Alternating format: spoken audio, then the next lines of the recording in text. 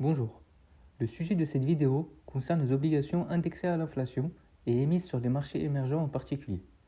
Pour commencer, il semble nécessaire de comprendre ce qu'est une obligation. Une obligation est un titre financier qui s'échange sur les marchés.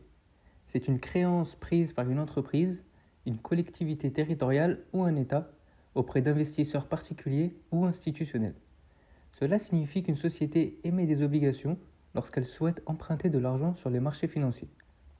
L'investisseur va alors recevoir au cours de la durée de vie de l'obligation et de manière périodique des coupons représentant un intérêt versé par l'émetteur et sera remboursé de l'intégralité du nominal à maturité. Le terme d'inflation désigne une augmentation durable et générale des prix des biens et des services.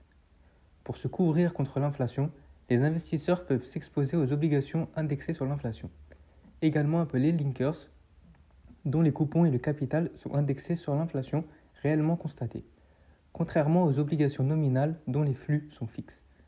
Ce mécanisme ne se traduit pas nécessairement par une performance égale à l'inflation, mais permet de compenser partiellement ou totalement les effets de la hausse des taux induite par cette inflation.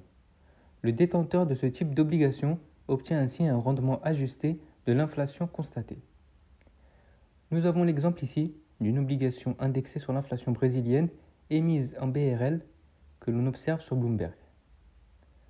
D'où vient cet intérêt croissant pour ce type d'obligation ? Par exemple, en août, l'inflation a atteint 9,1% sur 12 mois en zone euro.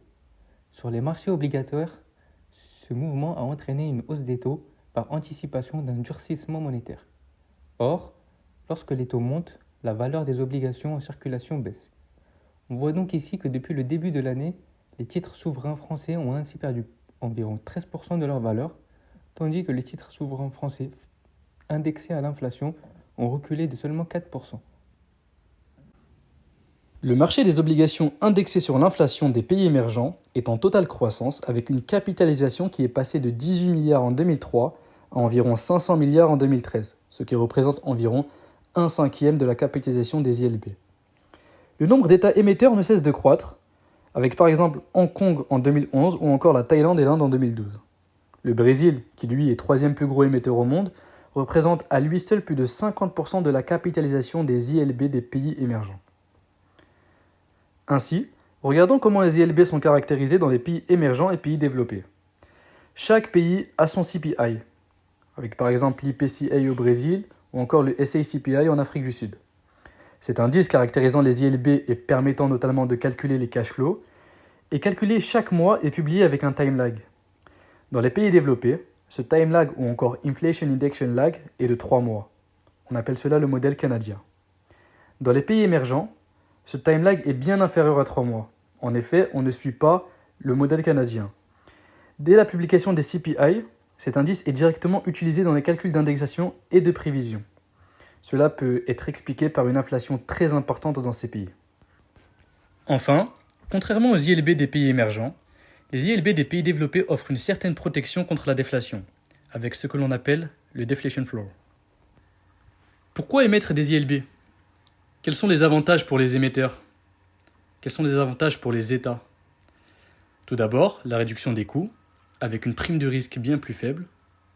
La crédibilité, avec un renforcement d'une politique de stabilisation des prix. L'intégration de nouveaux investisseurs qui sont particulièrement intéressés par les ILB. Et enfin, la diversification du portefeuille de dette de l'État.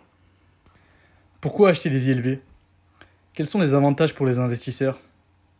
Tout d'abord, la préservation du pouvoir d'achat. En effet, contrairement aux obligations traditionnelles, les ILB sont émises suivant la monnaie locale.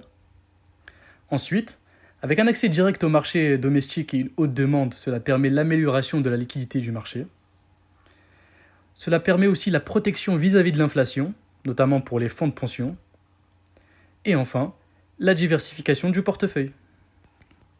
La fonction de WBI sur Bloomberg nous donne plusieurs caractéristiques des ILB par pays. Prenons toujours les exemples de l'Afrique du Sud et du Brésil. qui sont deux pays émergents. On constate que les rendements des ILB de ces deux pays sont respectivement 4,407 et 6,1. Ils sont très nettement supérieurs à ceux de pays développés comme l'Allemagne, les États-Unis ou la France. La fonction IMFO, toujours sur Bloomberg, nous permet de constater que l'inflation des pays du BRICS, donc des pays émergents, est bien plus importante que celle des pays développés. En effet, on a un indice en 2013 qui est situé entre 6 et 10 pour les pays du BRICS et entre 2,5 et 3,5 pour les pays du G10. Pour conclure, les ILB des pays émergents offrent un rendement plus élevé que ceux des pays développés. De plus, les pays émergents ayant un rating plus faible, le risque est donc plus élevé pour les investisseurs. Cependant, les ILB des pays émergents offrent un reward risk ratio plus élevé que celui des pays développés.